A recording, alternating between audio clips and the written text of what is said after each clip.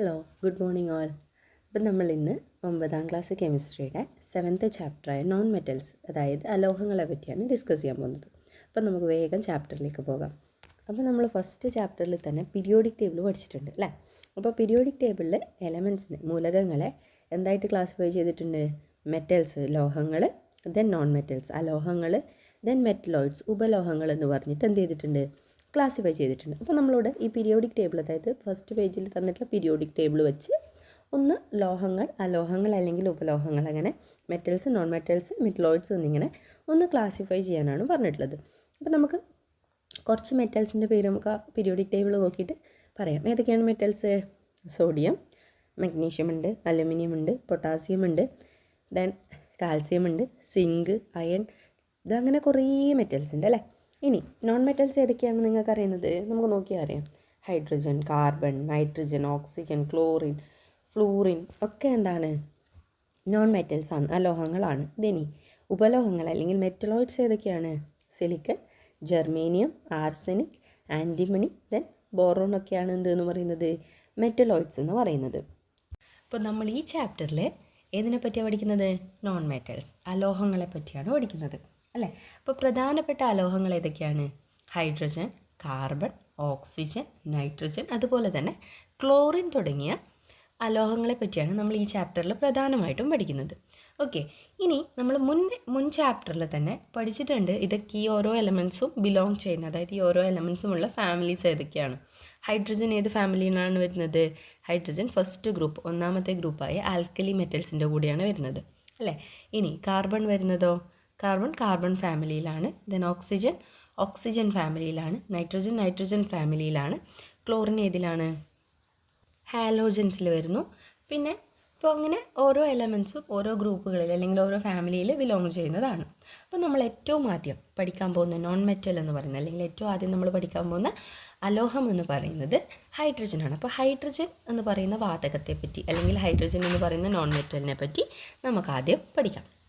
അപ്പോൾ നമുക്ക് ബേസിക്കായിട്ട് ഹൈഡ്രജനെ പറ്റി അറിയുന്ന കാര്യങ്ങൾ ആദ്യം നോക്കാം അല്ലേ. ഹൈഡ്രജൻ്റെ ആറ്റോമിക് നമ്പർ എത്രയാണ്? 1 ആണ്. മാസ് നമ്പർ എത്രയാണ്? മാസ് നമ്പറും 1 ആണ്. നമ്പർ ഓഫ് ഇലക്ട്രോണുകളുടെ എണ്ണം 1 ആണ്. പ്രോട്ടോണുകളുടെ എണ്ണം എന്താണ്? 1 ആണ്. ന്യൂട്രോണുകളുടെ എണ്ണം എത്രയാണ്? ഹൈഡ്രജൻ്റെ ന്യൂട്രോണുകളുടെ എണ്ണം 0 ആണ്. ഹൈഡ്രജൻ വാട്ടറിൽ സൊല്യൂബിൾ ആണോ? ജലത്തിലെ ലേയത്തോ? എന്താണ്? ഹൈഡ്രജൻ ഒരു നോൺ പോളാർ എലമെൻ്റ് ആയതുകൊണ്ട് തന്നെ ഹൈഡ്രജൻ വാട്ടറിൽ എന്തല്ല?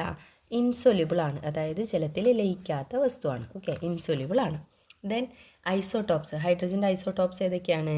നമ്മൾ പഠിച്ചിട്ടുണ്ട് അല്ലേ. Protium, deuterium, tritium, 3 ഐസോടോപ്പുകളാണുള്ളത്. ഒന്നാമത്തേത് പ്രോട്ടിയം, രണ്ടാമത്തേത് ഡ്യൂട്ടീരിയം, മൂന്നാമത്തേത് ട്രിഷ്യം. ഓക്കെ, ഇത് കൂടാതെ നമുക്ക് ഹൈഡ്രജനെ പറ്റി അറിയേണ്ട 1-2 പോയിന്റുകളാണ്. ഹൈഡ്രജൻ ഏറ്റവും യൂണിവേഴ്സിൽ, പ്രപഞ്ചത്തിൽ ഏറ്റവും അബണ്ടൻ്റ് ആയിട്ട്, അതായത് ഏറ്റവും കൂടുതലായിട്ട് കാണപ്പെടുന്ന വാതകമാണ്. ഓക്കെ, സ്റ്റാർസിൽ, സണ്ണിൽ, നക്ഷത്രങ്ങളിലും അതേപോലെ സൂര്യനിലും ഒക്കെ എന്താണ് നിറഞ്ഞിരിക്കുന്ന, അല്ലെങ്കിൽ കൂടുതലായിട്ടും കാണപ്പെടുന്ന, ഓക്കെ, മേജറായിട്ടുള്ള വളരെ പ്രധാനപ്പെട്ട ഒരു കോമ്പോണൻറ്റ് അല്ലെങ്കിൽ പ്രധാനപ്പെട്ട ഒരു ഘടകമാണ് എന്തെന്ന് പറയുന്നത്? ഹൈഡ്രജൻ എന്ന് പറയുന്നത്. ദെൻ അന്തരീക്ഷത്തിൽ ഫ്രീ സ്റ്റേറ്റിൽ, സ്വതന്ത്രാവസ്ഥയിൽ ഹൈഡ്രജൻ വളരെ കുറഞ്ഞ അളവിൽ മാത്രമേ എന്ത് ചെയ്യുന്നുള്ളൂ? കാണാനായിട്ട് സാധിക്കുന്നുള്ളൂ. അപ്പോൾ നമ്മൾക്ക് ഹൈഡ്രജനെ പറ്റി ബേസിക് ആയിട്ടുള്ള കുറച്ച് നോളജുകളാണ് നമുക്കിവിടെ കിട്ടിയത്. അതായത് ഹൈഡ്രജൻ്റെ ആറ്റോമിക് നമ്പർ, മാസ് നമ്പർ, ഇലക്ട്രോൺസിൻ്റെ എണ്ണം, പ്രോട്ടോൺസിൻ്റെ എണ്ണം, ഇതൊക്കെ നമ്മൾ മുന്നേ പഠിച്ചതാണ്. ഒന്നും കൂടി നമ്മൾ എന്ത് ചെയ്യാണ്? റിപ്പീറ്റ് ചെയ്ത് അതിനൊന്ന് ഓർമ്മ പുതുക്കിയെന്ന് മാത്രമേ ഉള്ളൂ. അപ്പോൾ നമ്മൾ ബേസിക് ആയിട്ടുള്ള കാര്യങ്ങളൊക്കെ നമുക്ക് ഹൈഡ്രജനെ പറ്റി അറിയാം. അപ്പോൾ ഹൈഡ്രജൻ ആദ്യമായിട്ട് ഐഡൻറ്റിഫൈ ചെയ്തത് ബ്രിട്ടീഷ് സയൻറ്റിസ്റ്റായ ഹെൻറി കാവൻഡിഷ് ആണ്. ഓക്കെ, അദ്ദേഹം ഇതിനെ വിശദീകരിച്ച് അല്ലെങ്കിൽ ഡിസ്ക്രൈബ് ചെയ്തത് ഇൻഫ്ലേമബിൾ എയർ, അല്ലെങ്കിൽ എന്താണ്? ജ്വലിക്കുന്ന, കത്തുന്ന വായു എന്നാണ് പറഞ്ഞത്. ഓക്കെ, പിന്നീട് ഗ്രീക്ക് വേർഡായ ഹൈഡ്രോജനസ് എന്ന് പറയുന്ന വാക്കിൽ നിന്നാണ് ഹൈഡ്രജൻ എന്ന് പേര് വന്നത്. ഇപ്പോൾ ഹൈഡ്രോജനസ് എന്ന് പറയുന്ന വാക്കിൻ്റെ അർത്ഥം സംതിങ് ദാറ്റ് പ്രൊഡ്യൂസസ് വാട്ടർ, അതായത് ജലം നിർമ്മിക്കാൻ കഴിവുള്ള ഒരു വസ്തു എന്നുള്ള അർത്ഥമാണ് എന്തിനുള്ളത്? ഹൈഡ്രജൻ എന്ന് പറയുന്ന വാക്കിലേക്ക് എത്തിയത്. ഓക്കെ, ഇനി ലബോറട്ടറി പ്രിപ്പറേഷൻ ഓഫ് ഹൈഡ്രജൻ, എങ്ങനെയാണ് പരീക്ഷണശാലകളിൽ നമ്മൾ ഹൈഡ്രജൻ ഉണ്ടാക്കുന്നതെന്ന് നോക്കാം. ഓക്കെ, അപ്പോൾ ടെക്സ്റ്റിൽ ഒരു ഫിഗർ തന്നിട്ടുണ്ട്. ആ ഫിഗർ നോക്കുക. ഇപ്പോൾ നമ്മൾ സ്ക്രീനിൽ കൊടുത്തിട്ടുണ്ട്. എന്താണ്?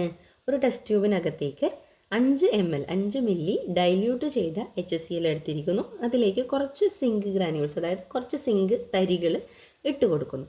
അപ്പോൾ കുറച്ച് ടൈമിന് ശേഷം അവിടെ ഒരു വാതകം, ഒരു ഗ്യാസ് പ്രൊഡ്യൂസ് ചെയ്യുന്നത്, അതായത് അവിടെ ഒരു റിയാക്ഷൻ്റെ ഫലമായിട്ട്, അവിടെ നടക്കുന്ന പ്രവർത്തനത്തിൻ്റെ ഫലമായിട്ട് ഒരു വാതകം പ്രൊഡ്യൂസ് ചെയ്യുന്നതായിട്ട്, ഒരു ഗ്യാസ് പ്രൊഡ്യൂസ് ചെയ്യുന്നതായിട്ട് നമുക്ക് കാണാൻ പറ്റും.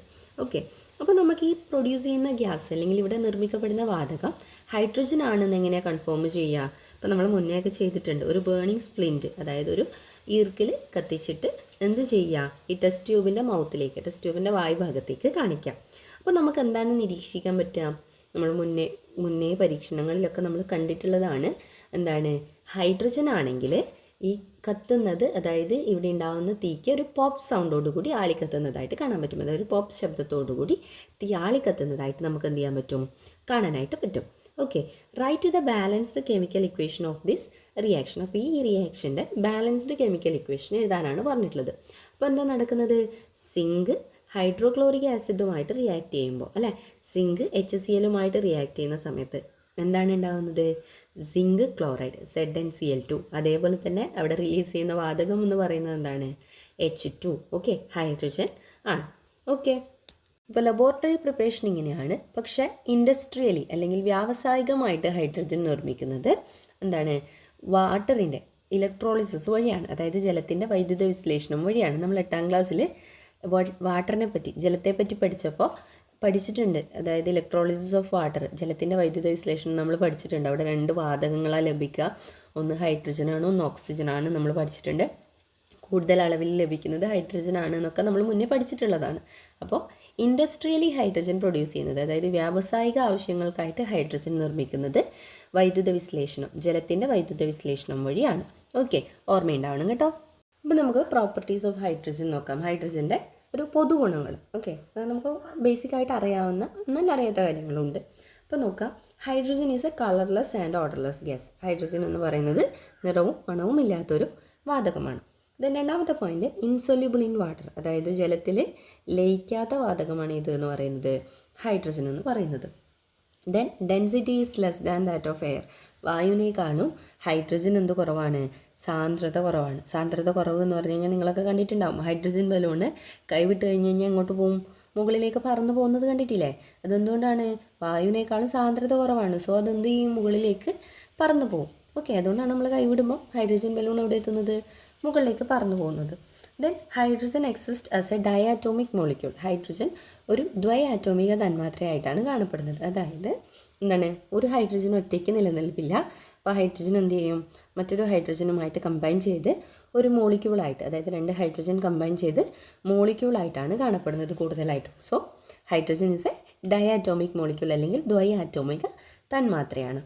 Then last point, hydrogen burns with a pop sound. Hydrogen ഒരു പോപ്പ് ശബ്ദത്തോടു കൂടി കത്തുന്ന വാതകമാണ്. അതായത് ഹൈഡ്രജൻ ഗ്യാസിൻ്റെ മുന്നിൽ അല്ലെങ്കിൽ ഹൈഡ്രജൻ ഗ്യാസ് നിർമ്മിക്കുന്ന സമയത്ത് അവിടെ ഒരു തീ കാണിക്കുകയാണെങ്കിൽ അത് ഏത് ശബ്ദത്തോടെയാണ് ആളിക്കത്തുക? ഒരു പോപ്പ് ശബ്ദത്തോടു കൂടി ആളിക്കത്തുന്നതായിട്ട് നമുക്ക് കാണാനായിട്ട് സാധിക്കും. ഓക്കെ, അപ്പോൾ നമുക്ക് ഹൈഡ്രജൻ്റെ ഇമ്പോർട്ടൻ്റ് ആയിട്ടുള്ള കുറച്ച് കെമിക്കൽ റിയാക്ഷൻസ് 2 ഉള്ളൂ. അപ്പോൾ ഏതൊക്കെയാണെന്ന് നോക്കാം. അതിലൊന്നാമത്തേത് എന്ന് പറയുന്നത് ഹൈഡ്രജൻ ഓക്സിജൻ്റെ സാന്നിധ്യത്തിൽ ബേൺ ചെയ്യുമ്പോൾ, ഹൈഡ്രജൻ ഓക്സിജൻ്റെ സാന്നിധ്യത്തിൽ കത്തുന്ന സമയത്ത് അവിടെ ഉണ്ടാകുന്ന വസ്തുവാണ് എന്തെന്ന് പറയുന്നത്? വാട്ടർ എന്ന് പറയുന്നത്. When hydrogen burns in oxygen, ഓക്സിജൻ്റെ സാന്നിധ്യത്തിൽ കത്തുമ്പോൾ അല്ലെങ്കിൽ ഓക്സിജനിൽ ഹൈഡ്രജൻ കത്തുന്ന സമയത്ത് ഉണ്ടാവുന്നത് എന്താണ്? ജലം നിർമ്മിക്കപ്പെടുന്നു അല്ലെങ്കിൽ വാട്ടർ ഈസ് പ്രൊഡ്യൂസ്ഡ്. ഓക്കെ, അപ്പോൾ നമുക്ക് കെമിക്കൽ ഇക്വേഷൻ നോക്കാം. എന്താണ്? 2H2, 2 ഹൈഡ്രജൻ പ്ലസ് O2, അല്ലേ? 2H2 പ്ലസ് O2 ഗിവ്സ് എന്താണ്? 2H2O. പിന്നെ ഹീറ്റ്, അതായത് ഇതൊരു എക്സോതേർമിക് റിയാക്ഷനാണ്, താപമോചക രാസപ്രവർത്തനമാണ്. അതായത് ഹൈഡ്രജൻ ഓക്സിജനുമായിട്ട് കമ്പൈൻ ചെയ്തിട്ട് വാട്ടർ ഉണ്ടാകുമ്പോൾ താപത്തെ എന്താ ചെയ്യുന്നത്? പുറന്തള്ളുകയാണ് ചെയ്യുന്നത്. ഓക്കെ, അപ്പോൾ ഹീറ്റ് ഈസ് ലിബറേറ്റഡ്, താപം പുറന്തള്ളുകയാണ് ചെയ്യുന്നത്. സോ ഇതൊരു എക്സോതേർമിക് റിയാക്ഷനാണ്, താപമോചക രാസപ്രവർത്തനമാണ്. ഓക്കെ, ഇനി രണ്ടാമത്തേത് എന്ന് പറയുന്നത് hydrogen combines with chlorine in presence of sunlight forms hydrogen chloride. അതായത് ഹൈഡ്രജനും ക്ലോറിനും ഏതിൻ്റെ സാന്നിധ്യത്തിൽ? സൂര്യപ്രകാശത്തിൻ്റെ സാന്നിധ്യത്തിൽ കൂടിച്ചേരുമ്പോൾ ഉണ്ടാകുന്നത് എന്താണ്? ഹൈഡ്രജൻ ക്ലോറൈഡ് ആണ്. ഓക്കെ, അപ്പോൾ സൂര്യപ്രകാശത്തിൻ്റെ സാന്നിധ്യത്തിൽ ഹൈഡ്രജനും ക്ലോറിൻ കമ്പൈൻ ചെയ്ത് കഴിഞ്ഞാൽ എന്താ ഉണ്ടാവുക? ഹൈഡ്രജൻ ക്ലോറൈഡാണ്. പ്രധാനപ്പെട്ട 2 ഇക്വേഷൻസ് ആണ് ഹൈഡ്രജൻ്റെ അല്ലെങ്കിൽ ഹൈഡ്രജൻ്റെ 2 കെമിക്കൽ റിയാക്ഷൻസ് രാസപ്രവർത്തനങ്ങളാണ് എന്തെന്ന് പറയുന്നത്.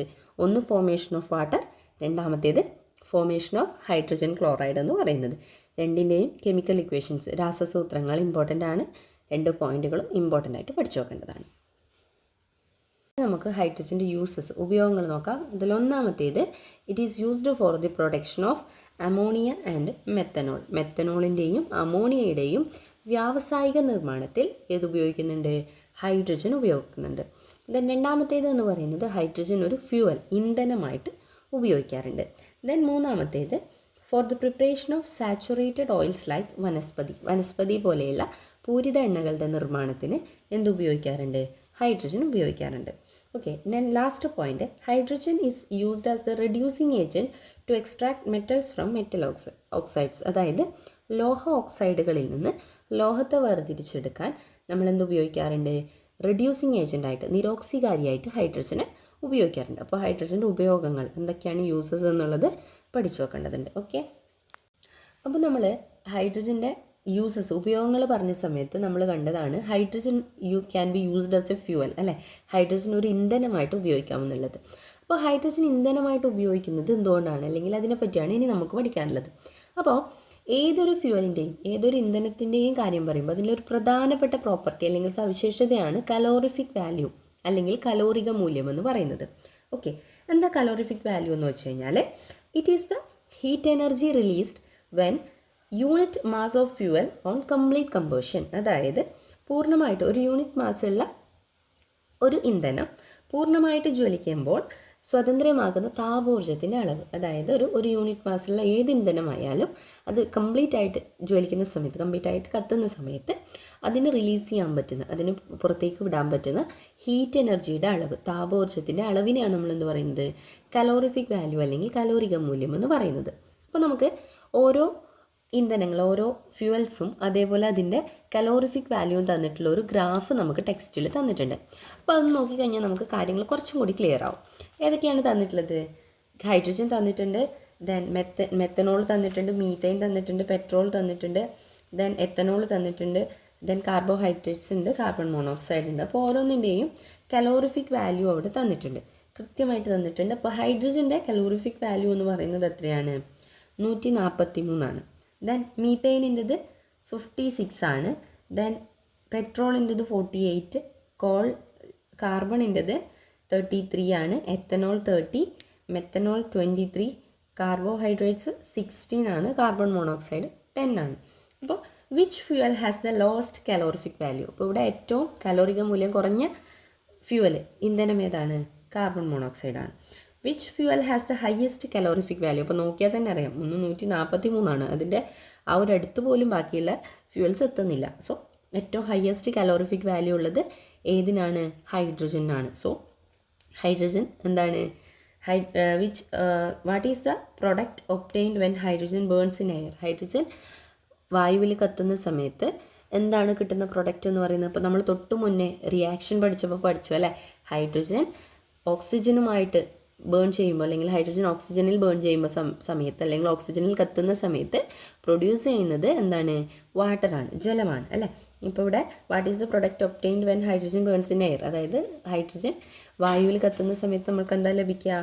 ജലമാണ് ലഭിക്കുക, അല്ലേ? അപ്പോൾ നമുക്കിതിൽ നിന്ന് എന്താ മനസ്സിലായത്? കലോറിഫിക് വാല്യൂ കൂടുതലായതുകൊണ്ട്, അല്ലെങ്കിൽ കലോറിക മൂല്യം കൂടുതലായതുകൊണ്ട് നല്ല ഒരു ബെസ്റ്റ് ഇന്ധനമാണ്, അല്ലെങ്കിൽ ബെസ്റ്റ് ഫ്യൂവലാണ് എന്ത് എന്ന് പറയുന്നത്? ഹൈഡ്രജൻ ഗ്യാസ് അല്ലെങ്കിൽ ഹൈഡ്രജൻ വാതകം എന്ന് പറയുന്നത്. ക്ലിയർ ആണോ? നമുക്ക് ഈ ഗ്രാഫിൽ നിന്ന് മനസ്സിലായിട്ടുണ്ട് അല്ലേ? കലോറിഫിക് വാല്യൂ അല്ലെങ്കിൽ കലോറിക മൂല്യം ഹൈഡ്രജൻ എന്താണ്? മറ്റു ഫ്യൂവലുകളെ, മറ്റ് ഇന്ധനങ്ങളെ കമ്പയർ ചെയ്യുമ്പോൾ വളരെ കൂടുതലാണ്. സോ ഹൈഡ്രജൻ എന്തായിട്ട് ഉപയോഗിക്കാം? ഫ്യൂവലായിട്ട്, ഇന്ധനമായിട്ട് ഉപയോഗിക്കാം, അല്ലേ?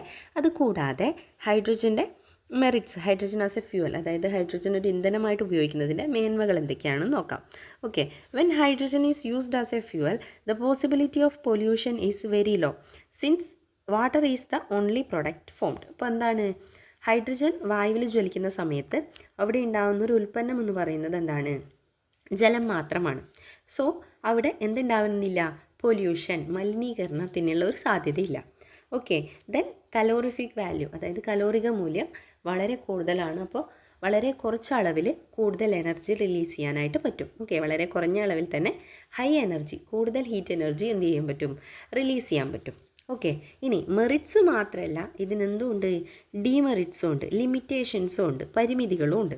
അപ്പോൾ എന്തൊക്കെയാണ് ഹൈഡ്രജൻ ആസ് എ ഫ്യൂവൽ, അതായത് ഹൈഡ്രജൻ ഒരു ഇന്ധനമായി ഉപയോഗിക്കുന്നതിൻ്റെ പരിമിതികളെന്ന് വെച്ച് കഴിഞ്ഞാൽ നമുക്ക് നോക്കാം. Hydrogen is A gas that burns with an explosion. അതായത് സ്ഫോടനത്തോടെ കത്തുന്ന ഒരു വാതകമാണ് എന്ത് എന്ന് പറയുന്നത്, ഹൈഡ്രജൻ എന്ന് പറയുന്നത്. കലോറിഫിക് വാല്യൂ കൂടുതലാണ്, കലോറിക മൂല്യം കൂടുതലാണ്.